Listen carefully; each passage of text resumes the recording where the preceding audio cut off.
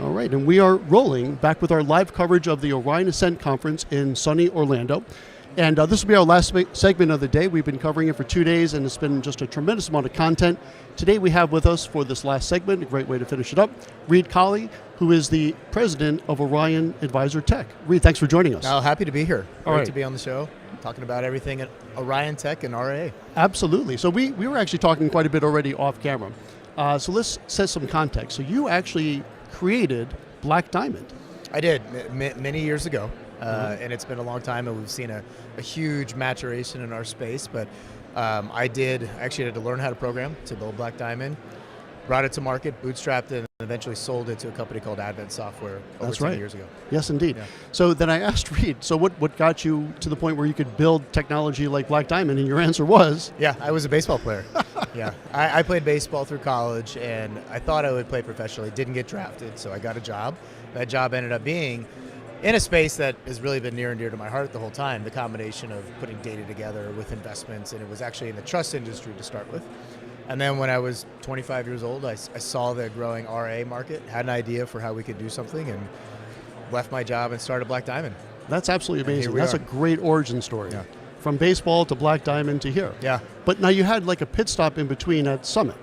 So I ended up building Black Diamond, sold it, I think it was 2011, was there for a few years, and then left, did some other projects, did some nonprofit work, and then in 2019, looked at the space again and said, I feel like it's with all the technology innovation that's been created, there's an opportunity for this next phase and bring data together and actually drive success via a unified experience around what you can do for the advisor and as an advisor for your clients, and really centering around the humanization of that.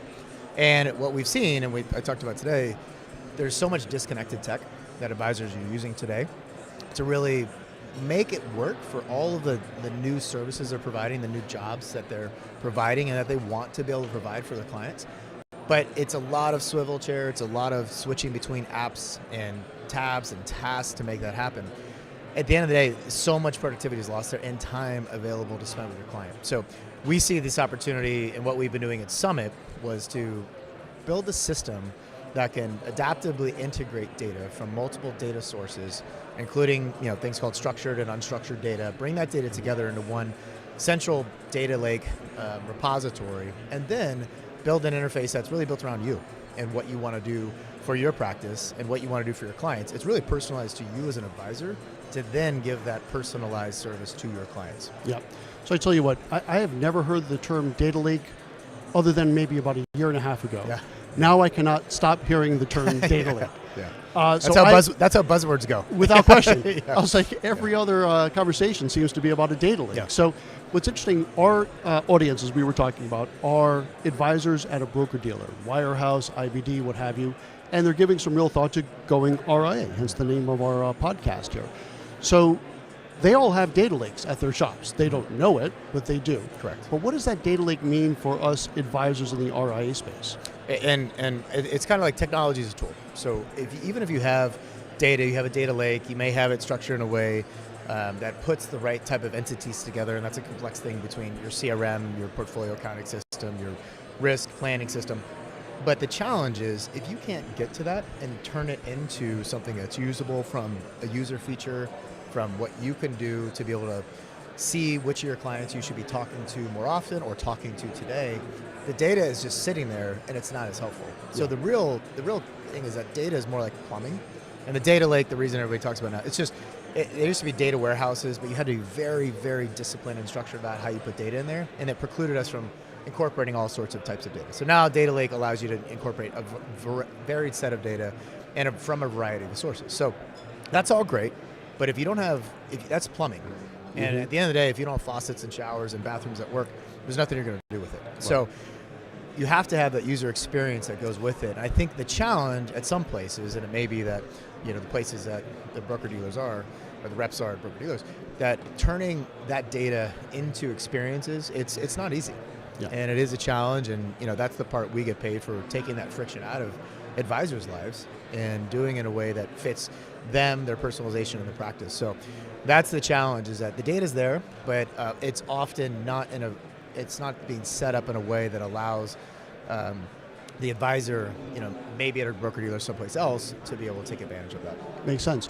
So now that brings us up to, I think, current, right? So we went from baseball to Black Diamond to Summit, but now you are here with Orion as a president of their tech, and you brought Summit with you, obviously. What is that going to mean for, and a lot of folks that watch us know that I'm an Orion user myself, right? This is sort of a side gig. I actually run a firm, so I'm very eager to hear what you're bringing to the table to Orion. Yeah, I couldn't be more excited to be here. I've been here a month, so I'm brand new, so I'm just getting all my bearings and getting my feet wet. But the one thing that I think is right off the bat that I've seen is this incredible foundation of technology that has been built for 25 years, an established product that allows for advisors to run their businesses on top of it. Yeah. I think the thing that we also see is we have great people. And the people that I've been able to work with on my team and across Orion so far, I am so excited about the opportunity. We laugh, we get into our first few meetings, and we've done this a little side-by-side-ish over the last 20 years, and sure. I've known Eric Clark over 20 years, or almost 20 years I guess at this point, as we were building our businesses together. But when we get in, we're talking the same language, so that's super exciting. Now the next step is, okay, how do we turn everything that we want to do into reality and build it? And some of the stuff is already in flight, but there's some stuff that's just starting to come, and that's on the AI side. And AI, the wave is here. It's in front of us. It's depending on where you think where you are in it. There's nothing that's going to change that it's going to start dominating our space and how we work and how we do business. So I always say, with that wave, you're either going to get in front of it, or you're going to get and ride it, or you're going to get swept up by it and not know what to do. It will make us better. If the leverage in the right way will make us better. So we're working on, as we bring that plumbing and that data together, the next steps in that unifying and presenting, basically a client front end, advisor front end that you can use, is actually adding AI to it to be smart about all that data you've collected in a way that helps you understand, who should I call today? Who might need some of my attention today?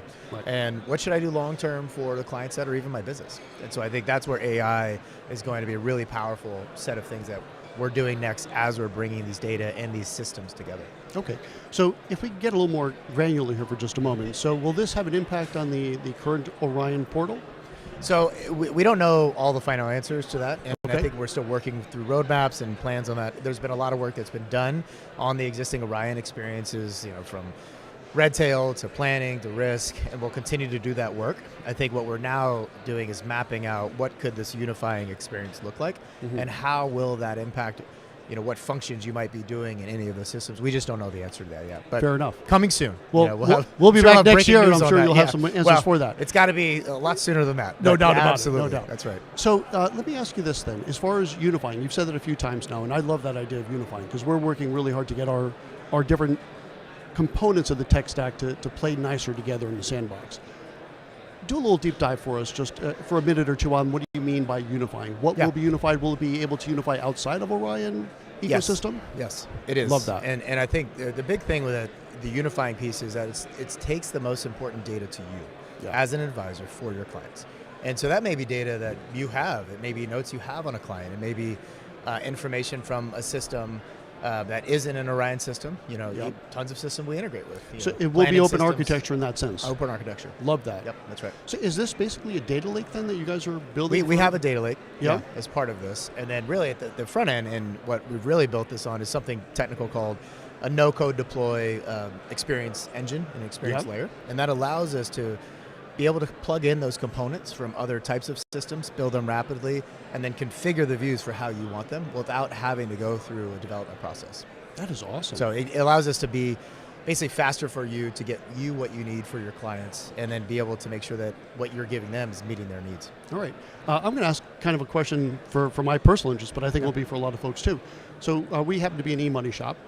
Do you envision being able to pull in e-money into this as well? Yeah, and the only differentiator between how much data and the frequency that we can build data into our system is typically kind of data extracts and API. So every system has slight differences with that, but absolutely we'd want that e-money data into the interface to be able to do things with it. Bravo, that's fantastic. I'll tell you something. One of the first articles I wrote for InvestmentNews was with Eric Clark, and I think it was with, I'm losing the name. It was back when it was Riskalyze, Aaron Klein. Yeah. And the gentleman who ran e-money, and I'm horrible with names. Yeah. And the title was, "Can We All Just Get Along?" Yeah. And I've always said that to Eric, and then to more recently Natalie, and now to you. You guys have always had a commitment for open architecture, and you walk the walk and you talk the talk, right? You really are implementing on that, because you guys have a financial planning system in-house. I looked at it, it's great, but we've been using your money for 15 years. We can't change that. So you're not boxing us out, and to allow that unifying to be above and beyond the Orion ecosystem, like seriously, that is awesome. And it's going to speak well for your growth. It's going to speak very well and help us a lot that are already on the system to get all of our information, the Orion information we would expect, but the outside information as well, all to one spot. Can't wait to see that. No, and I think that's our commitment at the same time, is to make sure that we're making sure you have choice. Yeah. And that's one of the things I love about our market, is the ability to choose your own destiny and to choose your path. And I think our role is to empower that in the best way that we can, and it really depends on what's going to work best for you. And we hope that we're doing a good job and you could use more things that we offer, but at the end of the day, our job is to make you successful. Right. And when we do that, we all share in the success, and continue to innovate on your behalf, be bold, and bring together things that are most important to you. All right. I tell you what, that's a great place to put a pin in for today. So Reed Colley, thanks so much for taking the time. I can't wait to see how this unfolds. Appreciate it. All right, so that's going to wrap it up for our entire coverage for the Orion Ascent here in Orlando. We'll be back next year, but I'm sure we'll be talking to some Orion folks on some podcasts between now and then, and I look forward to that. Reed, thanks a lot. Thanks so much. All right.